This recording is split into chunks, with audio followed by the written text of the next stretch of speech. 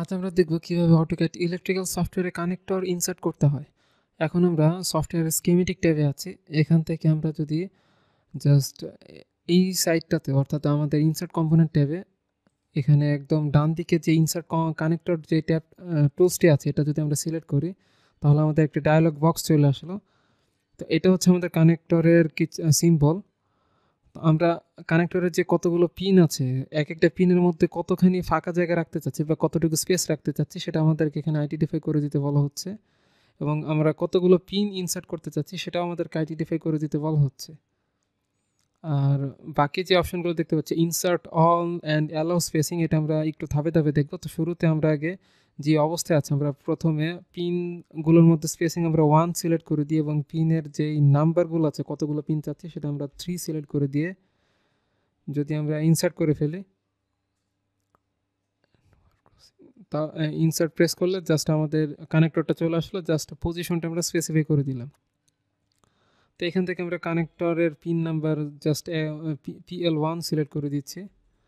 তো এটা tag number আমরা সিলেক্ট করে দিলাম, জাস্ট এখানে 1 2 3 তিনটা পিন আছে। বাট এখন আমরা যদি ডিফারেন্ট ওয়েতে কানেক্টরটা ইনসার্ট করতে চাই, সাপোজ আরেকটি কানেক্টর আমরা ইনসার্ট করছি যে ক্ষেত্রে আমরা চাচ্ছি যে আমাদের পিনের মাঝখানে স্পেসিংগুলো 1 হবে না, এবার 2 হবে।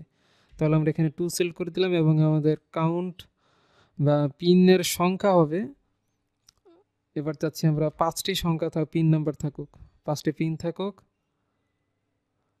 দেন এখান থেকে আমরা যদি ডায়ালগ বক্সটি সরিয়ে একটু পিনের সাইজ দেখতে চাই, আমরা চাচ্ছি যে আমাদের এই কানেক্টরটা এবার এর অপোজিট সাইডে থাকবে এবং এটা আমাদের পিনগুলো আমাদের মুখ করে আছে হচ্ছে বাম দিকে। বাট এবার যদি আমরা চাই যে ডান দিকে মুখ করে থাকুক অপোজিট দিকে, তাহলে এখানে যে ফ্লিপ অপশনটা দেখতে পাচ্ছি এই ফ্লিপ বাটনে প্রেস করলে দেখতে পাচ্ছি আমাদের পিনের ডিরেকশন কিন্তু চেঞ্জ হয়ে গেল। আমি যদি আবারও প্রেস করি তাহলে জাস্ট রিভার্স হয়ে যাবে, ফ্লিপ হয়ে যাবে আমাদের পিনের ডিরেকশনটা। তো এটা জাস্ট আমরা ইনসার্ট করে দিচ্ছি, পজিশনটা আমরা দেখিয়ে দিচ্ছি জাস্ট এই জায়গাটাতে। তো এটা আমরা পিন নাম্বার দিয়ে দিচ্ছি 2, ট্যাগ নাম্বার 2 দিয়ে দিচ্ছি। তো দেখতে পাচ্ছি এটার সাইজ কিন্তু আগের থেকে অনেক বড় আছে।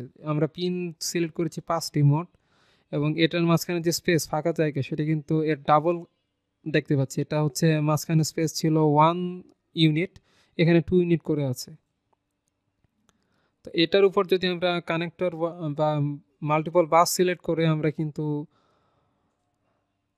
এখান থেকে এটাগুলো কানেক্ট করতে পারি জাস্ট ওয়্যারের মাধ্যমে। তো সেক্ষেত্রে আমাদের এখানে কম্পোনেন্ট চুজ করতে হবে, যেহেতু একটা কম্পোনেন্ট থেকে আরেকটা কম্পোনেন্টে নিয়ে যাচ্ছি।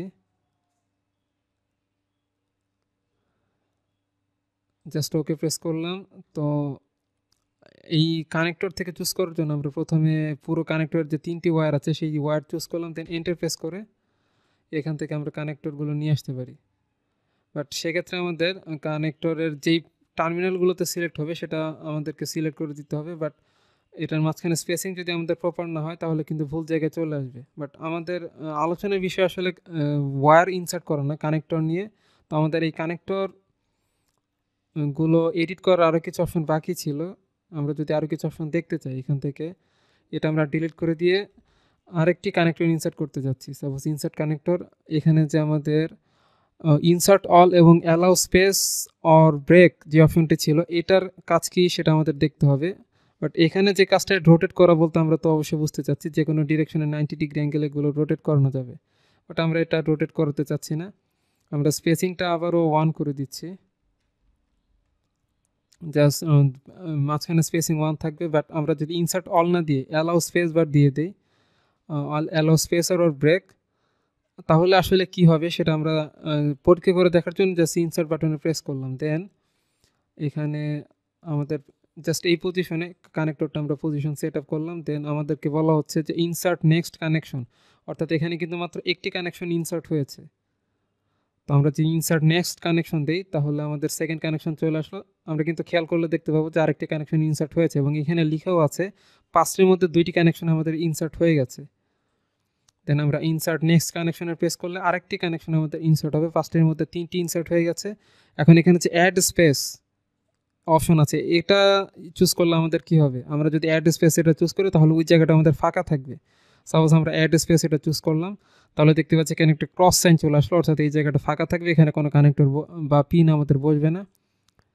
এবং আমরা যদি এখানে ব্রেক সিম্বল নাও চুজ করি তাহলে জাস্ট এখানে একটা ব্রেক ক্রিয়েট হবে। আমরা দেখতে পাচ্ছি আমাদের 1 2 3 তিনটা পিন আমাদের ইনসার্ট হয়ে বাকি 3 নম্বরের পরে একটা স্পেস ক্রিয়েট হয়ে এখানে একটা ব্রেক ক্রিয়েট হয়ে গেল। এবং ব্রেক ক্রিয়েট হওয়ার পর আমাদের যেহেতু আরও 2টি পিন বাকি আছে, সেই পিন 2টি আমরা কোথায় বসাতে চাচ্ছি সেটা আমাদেরকে স্পেসিফিক করতে বলা হচ্ছে। সাপোজ আমি একটু দূরে ডিফারেন্ট পজিশনে নিচের দিকে এখানে বসালাম। তো এখানেও আমাদেরকে জানতে চাওয়া হচ্ছে আমরা কি এখনও যে 2টি পিন বাকি আছে এখান থেকেও কি আমরা জাস্ট স্পেস এবং ব্রেক অ্যালাউ করে নিতে চাচ্ছি, অর্থাৎ আবারও কি আমরা এই 2টি অপশন রাখতে চাচ্ছি যে আমরা স্পেস ক্রিয়েট করব এবং ব্রেক করব। আমরা যদি না চাই তাহলে সিলেক্ট অল দিয়ে জাস্ট ইনসার্ট করে দিলেই সবগুলো ইনসার্ট হয়ে যাবে। আবার যদি আমরা আরও কিছু ইনসার্ট করতে চাই, আরও কিছু স্পেস এবং ব্রেক, তাহলে এটা আমরা চুজ করতে পারি, বাট আমরা চাচ্ছি না, আমরা ইনসার্ট অল দিয়ে জাস্ট ওকে প্রেস করে দিলাম। তাহলে দেখতে পাচ্ছি আমাদের অটোমেটিক বাকি 2টি পিন কিন্তু আমাদের ইনসার্ট হয়ে গেল। তো এটা আমরা ট্যাগ নাম্বার 2 দিয়ে দিচ্ছি, জাস্ট ওকে প্রেস করলাম। তো দেখতে পাচ্ছি আমাদের প্রথম 3টা পিন উপরের দিকে দেখতে পাচ্ছি ইনসার্ট হয়েছে।